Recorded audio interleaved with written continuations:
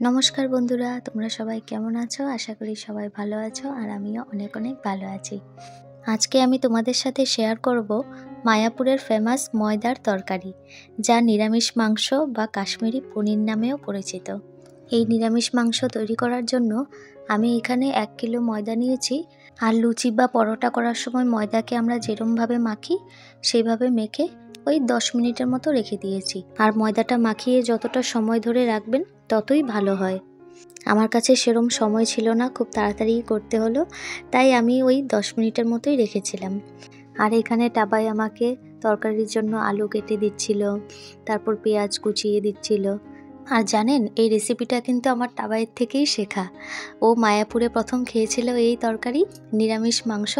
আমাকে এসে বলছে, জানো আমি তো নিরামিষ খাই, নিরামিষ মাংস এইভাবে করা যায়, আমাকে একদিন করে খাইও তো। আমি বললাম কীভাবে করবো, আমি তো কিছুই জানতাম না, কিভাবে ময়দা দিয়ে আবার মাংস হয়? আর আমাকে বললো এইভাবে করো, খেতে খুব ভালো হয়। আপনাদের সাথে কথা বলতে বলতে এদিকে আমার সব কাটা হয়ে গেছে। এদিকে রসুন, আদা, পেঁয়াজ সব কাটা কমপ্লিট। পেঁয়াজটা তো টাবাই কেটে দিল।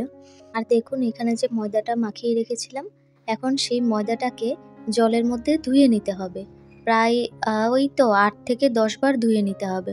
মানে কি বলুন তো, ময়দা থেকে যতক্ষণ সাদা জলটা বেরোবে ততক্ষণ ধুতেই হবে। মানে ময়দার সাদা অংশটা সবটাই জলে ধুয়ে নিতে হবে, পড়ে থাকবে লাস্টে শুধু গ্লুটিন। আর এই গ্লুটিনটা দিয়েই তৈরি হবে আমাদের আজকের রান্না। এই রান্নাটা কিন্তু আপনারা পেঁয়াজ রসুন ছাড়াও করতে পারেন, মানে একদম যারা নিরামিষ পেঁয়াজ রসুন খায় না ওরাও করতে পারেন। কিন্তু টাবাই তো মাছ মাংস ডিম এসব খায় না, কিন্তু পেঁয়াজ রসুনটা এখনও খায়, তাই আমি পেঁয়াজ রসুন দিয়ে একদম মাংসর মতোই রান্নাটা করেছি। আর এই রান্নাটা করার সময় বরাবরই টাবাই আমাকে ময়দাটা ধুয়ে দেয়, কারণ আমাকে বলে তুমি পারবে না, আমি করব। কারণ আমি তোমাকে শিখিয়েছি। যাই হোক, কথা বলতে বলতে এখানে কিন্তু ধোয়া কমপ্লিট হয়ে গেছে। প্রায় দেখুন গ্লুটিনটা পুরো দেখা যাচ্ছে, এখন সাদা জল সেরমভাবে বেরোচ্ছে না। আর যখন গ্লুটিনটা বেরোয় না, ধরতে পুরো স্পঞ্জ, একদম স্পঞ্জি হয়ে যায়। এখন আমি যে পেঁয়াজ আদা রসুন এগুলি কাটা ছিল, এগুলির একটা পেস্ট বানিয়ে নেব। আর জানেন তো, আপনি যদি কাউকে না বলে দেন যে এই রান্নাটি কী দিয়ে বানানো, কেউ ধরতেই পারবে না যে ময়দা দিয়ে এত সুন্দর একটি রান্না হয়। এখন আমি কড়াইয়ের মধ্যে সাদা তেল দিয়ে দেব। তেলটা আমি একটু বেশি করেই দিলাম, কারণ যেই ময়দা থেকে যে গ্লুটিনটা বার করে রেখেছি সেটাকে এখন ডুবো তেলে ভেজে নিতে হবে। দেখুন হাত দিয়ে সেরম কোনো মাপ নেই যে লম্বা হতে হবে গোল হতে হবে, সেরম কোনো মাপ নেই। হাত দিয়ে এমনি ছোট ছোট করে অল্প অল্প করে নিতে হবে, কারণ সেটা যখন ভাজার পর দেখুন কয়টুকু করে দিয়েছিলাম, অনেকটা বড় বড় ফুলকো ফুলকো হয়ে গেছে। দেখুন দেখতে অনেকটা ফুচকার মতো মনে হচ্ছে না? আর এগুলি ভাজা হয়ে গেলে আমি ঠান্ডা জলে ভিজিয়ে রেখে দেব। কারণ কি বলুন তো, যদি ঠান্ডা জলে ভিজিয়ে রেখে দিই তাহলে রান্না করার সময় সেই ফোলা ভাবটা থেকে যায়। আর না হলে জানেন, যদি খোলা পাত্রে এমনি জল ছাড়া রেখে দিই তাহলে রান্না করার সময় সেগুলি চুপসে যায়, দেখতে আর ভালো লাগে না। ফোলা ভাবটা থাকলে দেখতেও ভালো লাগে। এখন আমি আলুগুলিকে একটু লাল লাল করে ভেজে নেব, মানে ওই 70% মতো সেদ্ধ করে নেব ভাজতে ভাজতে। আর দেখুন আলুগুলি একদম মাংসের মতোই একটু বড় বড় করেই কেটেছি।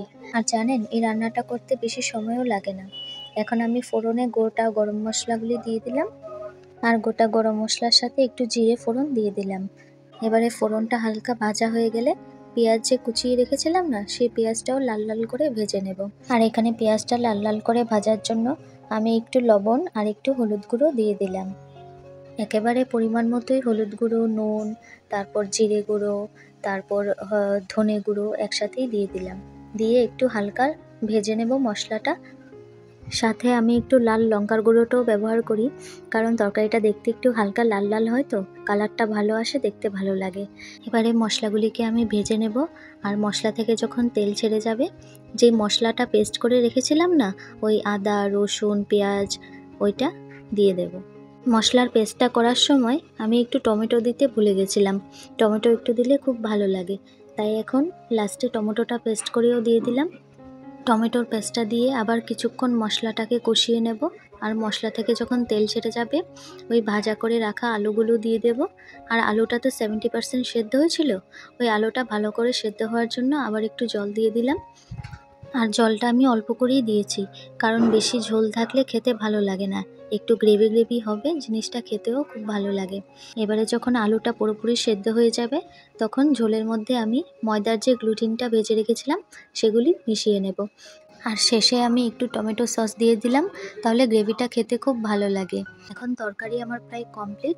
শেষে নামানোর সময় একটু কস্তুরি মেথি আর একটু ঘি দিয়ে নামিয়ে নেব।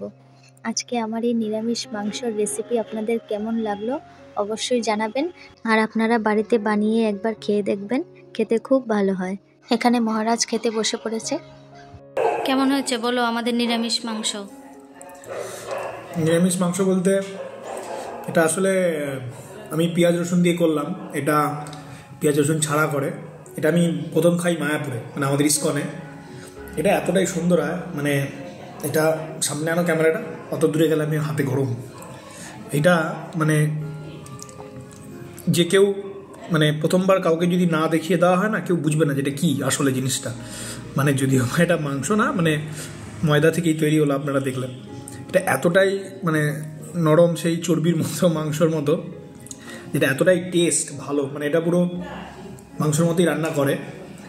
এটা একবার বাড়িতে ট্রাই করে খেয়ে দেখবেন, তারপর আমাকে জানাবেন। হয়তো অনেকে খেয়েছেন, এটাকে কাশ্মীরি পনিরও বলে অনেক সময়, তারপরে গ্লুটিনের তরকারিও বলে। মায়াপুরে এটা খেয়েছিলাম আমি মন্দিরে, মানে অপূর্ব, মানে তো ভগবানের প্রসাদ। তো বাড়িতে চেষ্টা করলাম, বাট আমি পেঁয়াজ রসুনটা দিয়েছি। আমি নিরামিষ খাই, কিন্তু পেঁয়াজ রসুনটা আপাতত খাই, তো ওটা ছাড়া তো এখনও সম্ভব হয়নি। বাট ভালো লাগবে, আপনি নিরামিষও খেতে পারেন, আবার এরকম পেঁয়াজ রসুন দিয়েও করে খেতে পারেন। ঠিক আছে, একদম মাংসর মতো বড় আলু আর সাইজগুলো রেখেছি এভাবে, দেখতেও মাংসের মতোই মনে হচ্ছে। হ্যাঁ, আর খেতে তো মানে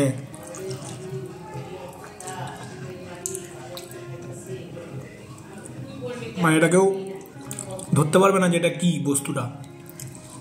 মানে প্রথমবার লোকে কেউ দেখলে ভাববে চর্বি। খুব সুন্দর হয়েছে।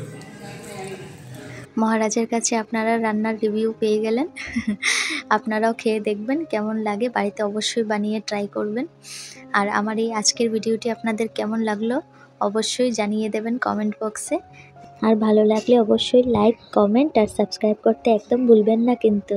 বাই।